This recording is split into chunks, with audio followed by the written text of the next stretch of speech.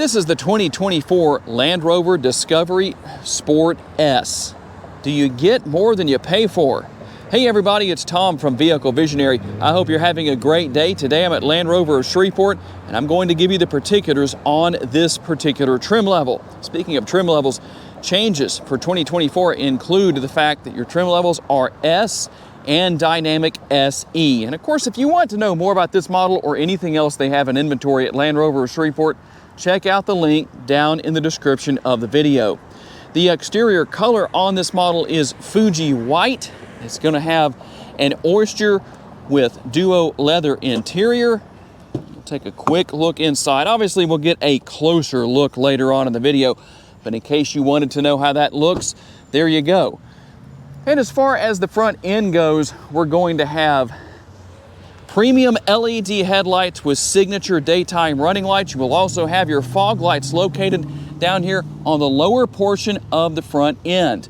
And some gloss black in a few different places, but not too much. I think that's good because that tends to show more damage than flat black or matte black as some call it, or even the silver that we have down here on the lower portion. That's a good thing. A lot of sensors, as you can see, just like we have right there on the vehicle. Plenty of safety features, a lot going on here. A very classic look with this Land Rover Discovery Sport to the Land Rover lineup. And take a quick look right here from this particular vantage point because you can see through the active air curtain that allows air to flow through this area, through the front end right there. That's going to improve aerodynamics. This model is all-wheel drive, by the way. Talking about being all-wheel drive, let's talk about our tire and wheel size. We're looking at 235 on the width, a 50 series sidewall, and let me go back here before I say anything else. Normally, as far as your standard wheel size goes, it's going to be 18 inches, but you see that 20 right there, R20, that tells us that it has the gloss black 20-inch wheels. You'll also see the red brake calipers that really set things apart. Just makes it look a little more sporty that way. Why not? Since it's the Discovery Sport. Now, other than those active air curtains I showed you right here, there's nothing else that's actually active. It's all cosmetic as far as this area goes. Obviously there on the hood. You do have power adjustable side view mirrors that are power folding, as you can see. Turn signal indicators are built in. Also, you'll have the cameras right here. We'll take a look at how many cameras are on this vehicle later in the video. Power adjustable and blind spot monitoring built in. And let's see if I can give you a good view here. We'll give you a view from the inside as well. You do have an affixed sunroof. It is a panoramic sunroof, but it does not open. Not necessarily that big of a deal, at least for most people. Tell me what your thoughts are. There is the gloss black shark fin antenna. Really, I would say a better thing to have than using the body color. Just sets it off, a little bit of a breakup of all this Fuji white. Our rear roof spoiler allowing air to flow over this rear window and keep it nice and clean when you're driving down the road. But when you need it, you've got your rear window wiper right here and a power tailgate. And a quick look at your remote. No changes where that is concerned for 2024, but in case you were curious to see, there is what the remote itself comes with. Power comes from the standard 2-liter 4-cylinder. It is a turbocharged engine. This is the only engine offering for the Discovery Sport. It makes 246 horsepower and 269 on the torque. It's mated to a 9-speed automatic transmission. And let's walk over here and take a look at the MPGs. We're looking at 19 city, 23 highway, 20 combined, and 5 gallons of gas per every 100 miles driven. If you're curious to know, there is not capless fuel fill here. As you can see, you have the gas cap that is removable. Very nice to have that. I know a lot of people prefer that over the capless fuel fill, and when you fill up, you're filling up a 17.7 gallon gas tank. There is a power lift gate back here, or tailgate as some like to call it, and when you open that up, you have 32.2 to 59.9 cubic feet of cargo capacity. The cargo cover right here is removable, so don't let that make you think that you're going to have limited cargo capacity. And before we move on to one more thing I want to tell you about this area that's really important, there's something that's very important, knowing whether or not you have a spare tire. You do? That's good to know. We're also going to find a 12-volt power outlet right here. Now you might notice that those seats are not flat. You don't have to use the seats that way. If you want to fold them completely flat, here's what you do. And there is a little bit of a trick to laying these seat backs completely flat, and here's what I mean by that. Number one, you're going to have to bring the seat back forward, and you're going to press this button right here, and that allows you to remove the headrest. So I'm going to set that right there. We're going to pull on this strap. It's going to bring this area up, and then we can lay everything flat. So there is one little thing here that would make a difference, and that is the fact that this side runs into the back of the seat if it's too far back. Depends on where that is. If the seat was as far forward as it can go, it still runs into the center console, but basically you're still going to have that pretty much completely flat layout here. You can move the seat up some or position the seat back up a little bit more upright.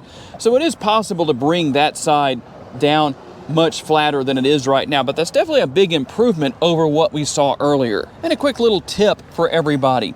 If this seat, or even on the passenger side, is too far back, it will sandwich everything up right here against the back seats, and then you won't really be able to easily move them back into place. So make sure that's up far enough. That makes it a lot easier to get that out of the way, and then you can put things back into their normal position. And let's take a look at what your rear seat passengers will find. A very comfortable armrest that is very roomy. Large door bin as well, that's going to be very helpful. And the fold-down armrest is here with the cup holders built in, and there is a little bit of storage right under here. Not much, but a little bit. Just nice to know that it's there. And there's that panoramic sunroof, that affixed piece of glass that I mentioned earlier in the video. It does not tilt or slide open, but you do have a shade to keep in place if it gets too warm in the interior or just want to close that off. We'll also find rear seat pockets right here, and the controls here for the air conditioning. Everything is here nice and cool, having that cool air coming out of the vents right there, as well as your 12-volt power outlet and a couple of USB options. And what about the sticker price? $53,713. Let's see what else you get for the price beyond what I've already shown you. There is the shade drawn forward, power adjustable seats for the driver and the passenger. They are heated, but not ventilated, something I would rather have, and at that price point, seems like it should be there.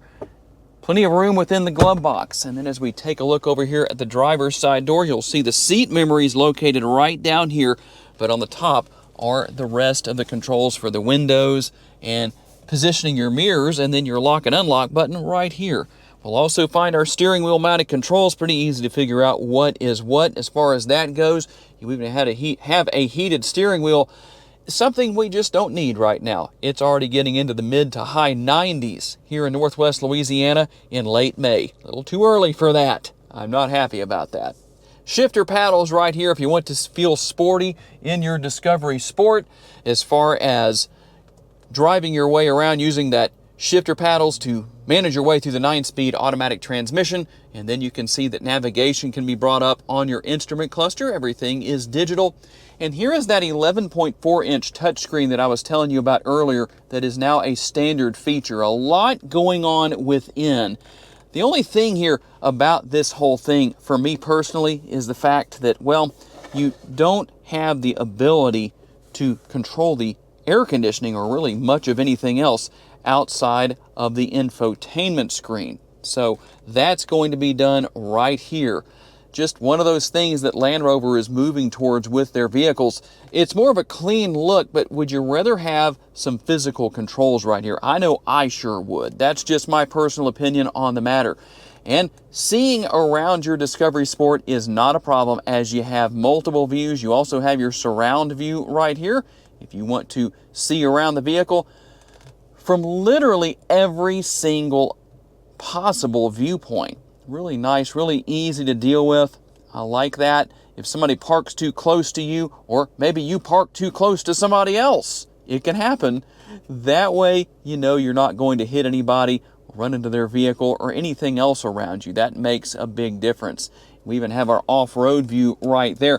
So when you're driving off-road, which this model is definitely more capable off-road than many of its competitors, or good with just any weather driving situation, if you're dealing with extreme weather such as rain or snow and ice, something like that, this Discovery Sport can handle it. And you can see right here that you can see the position of the front wheels.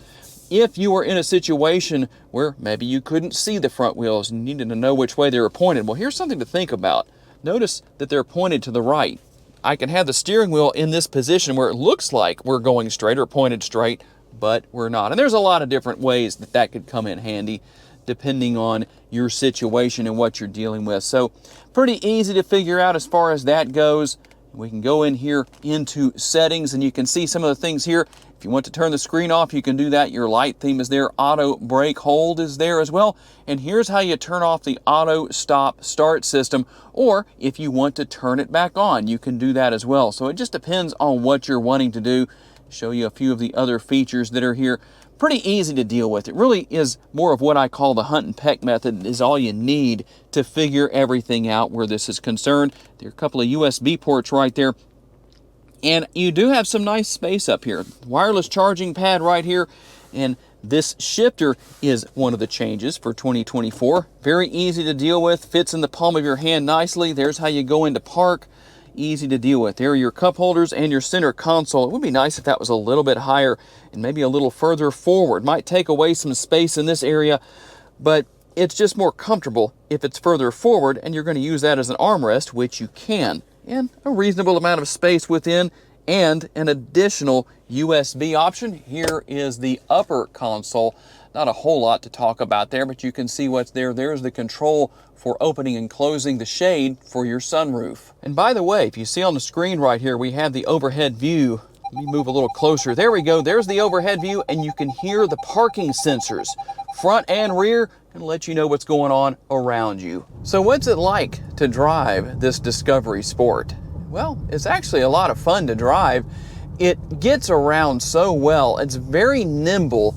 No problems with handling, very tight turning radius. So a great vehicle for what I would call big city driving, especially if you live in an area that's not only heavily congested with traffic, but also an area that doesn't have a lot of room to maneuver around, whether it's in traffic or parking lots or whatever the case is. That's a big advantage. And of course, you have your cameras here, as I showed you earlier, that make driving around in the parking lots and dealing with tight spaces and confines even easier to deal with.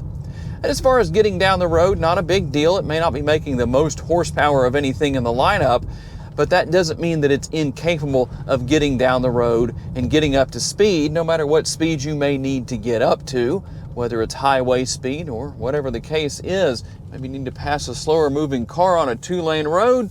So a lot going on here that really makes it nice to drive, a comfortable ride quality. The seats themselves seem to be comfortable. I think I could go a long way without having to stop in this particular vehicle, in this Discovery Sport. I don't feel cramped. That's one thing that's nice about it. It's not a full-size SUV, obviously. The good news is that I still have plenty of headroom, really feel comfortable in all aspects, and I haven't really adjusted things out to what I would call the ideal situation as far as that goes, but I'm definitely pleased with what I have as far as my space goes. And we'll get on down the road here a little bit. You'll notice that I'm getting up to speed no problem. Not that I needed to go too terribly fast. The speed limit in this area is 45 miles per hour, but it's an easy vehicle to get down the road. And while the technology may look a little daunting to some people, it's really not difficult to learn or use, at least not in my personal opinion. You might get in here and say the opposite, or say, no, it's even easier than you made it sound, Tom. So it just depends on what your experience level is with this modern day technology. But I'll tell you one thing for sure, the previous generation of the infotainment system that was in the Discovery Sport before the Pivi Pro, yeah, there's really no comparison. This one is much, much easier to deal with. So overall, a very enjoyable vehicle to drive. You have all of your typical safety features you expect to have. And as I mentioned, when it comes to moving around slower moving traffic, the speed limit on this road is 55 miles per hour. And some people are struggling to get up to it. So I'm going to pass a car or two. But one way or another, a very nice, well laid out interior, easy to deal with. And one thing I forgot to mention earlier that definitely makes this an easier vehicle to deal with as far as setting yourself up to be as comfortable as possible is the fact that you also have a tilt and telescopically adjustable steering wheel. It is power adjustable. There's an adjustment over here on the right-hand side of the steering wheel, something I did not mention earlier in the video. So tell me what you think about the 2024 Land Rover Discovery Sport S. Do you get more than you pay for? You definitely get a lot for what you pay for. That's a fact, no matter how you look at it. In this day and age, for what some vehicles cost, I'd say you do get more than you pay for, but tell me what your thoughts are. And we didn't cover everything by any means. I do want to say a special thanks to my friends at Land Rover of Shreveport for loaning me this model for the day, and a special thanks to each and every one of you for being kind enough to give me the opportunity to give you a vision for your next vehicle. If you enjoyed this video, please make sure to hit the like button. That helps me out a lot. And if you haven't subscribed just yet, please consider doing so. That way you don't miss any future videos. If you would like to learn about additional vehicles you may wish to consider purchasing, check out the video that's on the screen right now, and I will see you there.